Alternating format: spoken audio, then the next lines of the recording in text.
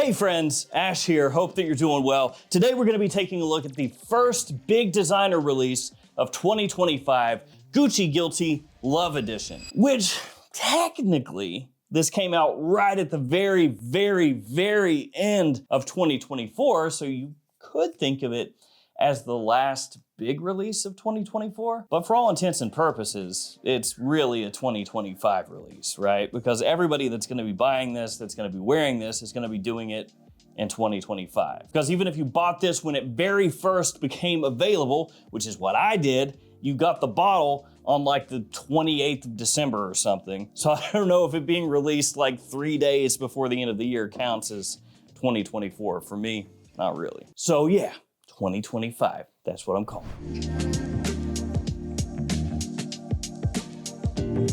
And as I said, I picked this up the second it became available, and it was not cheap. $151 was the price. I bought mine from Macy's. Also saw it up at Dillard's, I think for $155. Yeah, I don't know why there's a $4 difference there, but whatever. And this is a fragrance that I talked about in my This Week in Fragrance series of videos where I talk about upcoming releases. And even though the note breakdown was super simple and still is super simple, it did remind me of something else that's extremely popular, which is this, YSL Myself. And I said at the time, maybe Guilty Love Edition, the new iteration, is gonna be Gucci's take on a Myself style fragrance. And in today's video, we'll talk about that, whether or not it is a Myself style fragrance, whether it's better than Myself or can compete with it, and just overall, if this is something worth checking out or not. Again, considering at $151 to $155, it's a little bit more on the expensive side of things as far as designers go. I'll have it linked in the description, so feel free to check it out down there. I'm assuming that at some point this is gonna pop up at discounters sometime within the next probably 2 to 3 months or so, maybe even sooner than that. So maybe at some point in the not too distant future, you'll be able to pick it up for less, but for now, let's go ahead and take a look at the presentation. First off, we have the box. On the front, you have the name of the house, name of the fragrance, size and concentration. It's a 90 ml size eau de parfum concentration, so do be aware of that. The Gucci Guilty bottles don't go in the more typical 50, 100, 150, or 200 ml sizes. Instead, it goes 90 instead of 100, so a little bit less. Has a nice pistachio kind of color scheme to it. Nothing up top, nothing on the sides, pretty plain. On the back, you have your ingredient information as well as a QR code. And then on the bottom, you have your batch code and barcode. My batch code is 4227. And here is the bottle. So again, that same color scheme, that kind of pistachio look to it. This with a matte finish on the outside of the bottle, which I actually really like. You get the name of the fragrance and the flanker edition there on the front. It just says Love Edition Pour Homme. You have Gucci on top of the cap, and both sides of the bottle are the same. On the bottom, you have a sticker with your batch code, and the cap does click into place. Let's go ahead and share a few sprays. Here we go. Or two is good. Now, first things first, is this the same as the other Love Edition fragrances that have come before it? To me, no.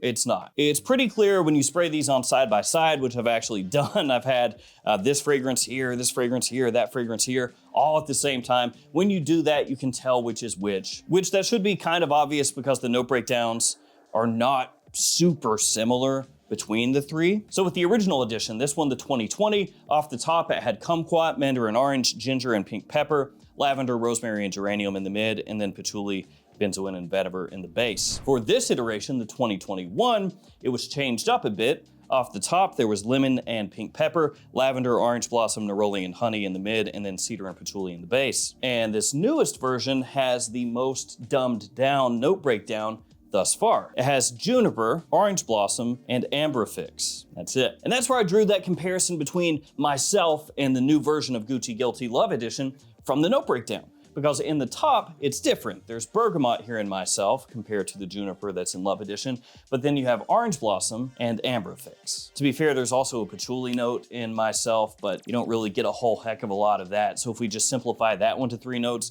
bergamot, Orange Blossom, Amber Fix. 2 of the 3 notes are shared with Love Edition. But anyway, getting back to the comparison between the 3 Love Edition fragrances, I don't want to spend too much time on it, but this one, the original, is going to be a little bit zingier, more of that fruit off the top. It's also got more of a green aromatic aspect to it. And I would say between the 2 that this is easily a better summertime fragrance than the new version of Love Edition. And then if we go to the 2021 iteration of Love Edition, it actually smells more similar to the original Gucci Guilty. So it's overall fresher, it comes across lighter than the new version of Guilty Love Edition. And the way that the sweetness is approached is completely different here than here. So neither one of these is the same as this.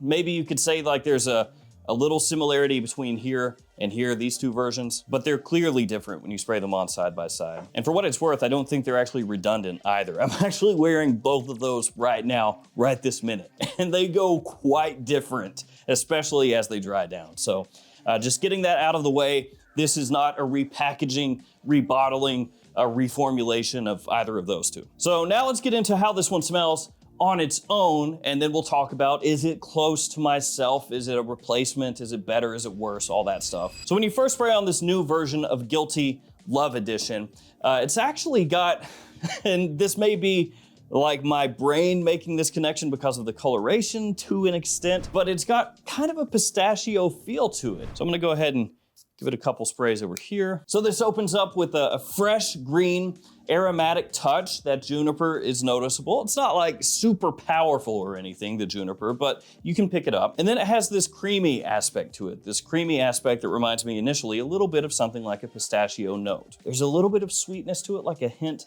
of sweetness. The orange blossom here, very smooth, very elegant. It's pleasant, it's green. It's not overly sugary or anything like that. So the sweetness is more like a soft underlying sweetness. And in direct comparison to myself, myself does open up much zingier, much brighter. That bergamot that it has really shines off the top when you compare side to side here. Guilty Love Edition, much, as I said, creamier, a little bit deeper, small amount richer overall, whereas myself is very bright, very energizing to an extent, the way that the orange blossom mixes with the citrus, and just, yeah, zingy. It's really zingy, poppy. This one is flowing and smooth. As it dries down, you get that amber fix that comes out, kind of an amber woodiness, and also an underlying vanilla. So there's not an official note of vanilla in this Guilty Love Edition, but as it dries down, you can pick that up. So for me, that sweetness segs from that little aromatic touch and kind of an underlying, like I said, pistachio sort of vibe that it gives me, with that orange blossom enveloping those notes. And then as it dries down, you get the amber woodiness with the vanilla that's really on equal footing, and it settles in really, really, really nicely. You could wear this during summer, the new Love Edition, but I do think that it's probably better, at least for me, like spring and fall. Just that really nice temperate weather sort of vibe going on. Be a great daily wear fragrance, you know, something you could easily wear to the office casually.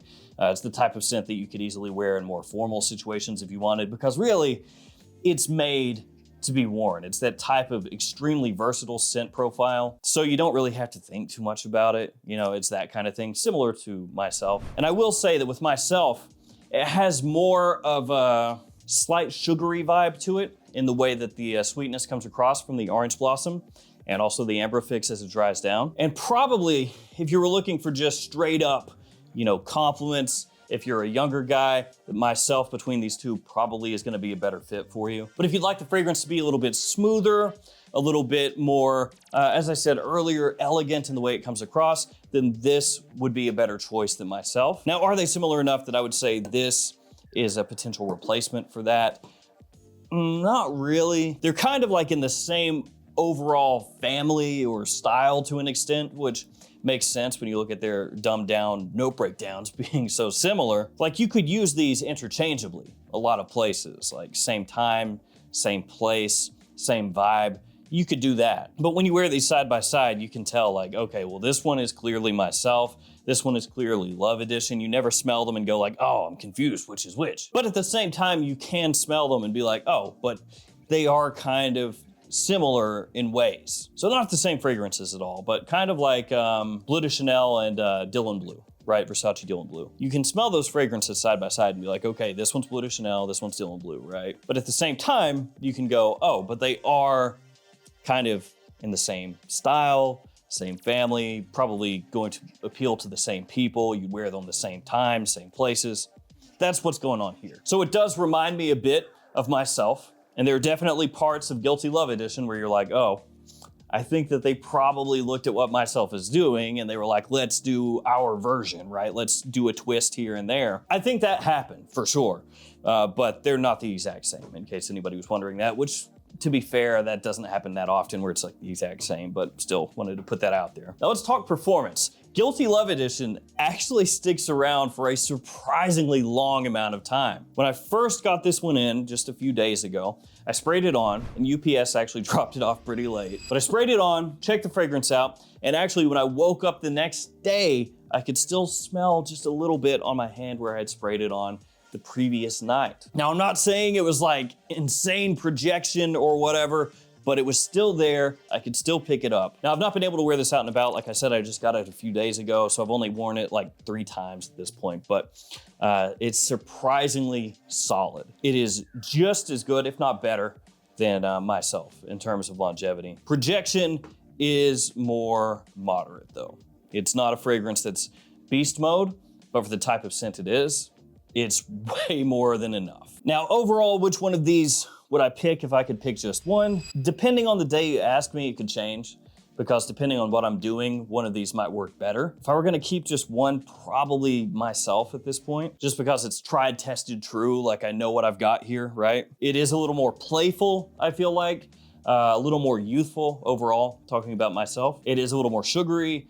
It's a little more sweet overall. It's got a marked difference in terms of like how it opens up. Very, very zingy, fresh, bright. As it dries down, they get more similar, these two. Guilty Love Edition, I would wear if I wanted something slightly more low-key. As I said, something maybe a little bit more sophisticated, something slightly more mature without being a full-on mature fragrance, because this isn't what I would consider, you know, mature. It's just the way that the sweetness comes across is definitely different here than here. And truth be told, I just want to keep both of them. This stuff works for me. I really love how it smells.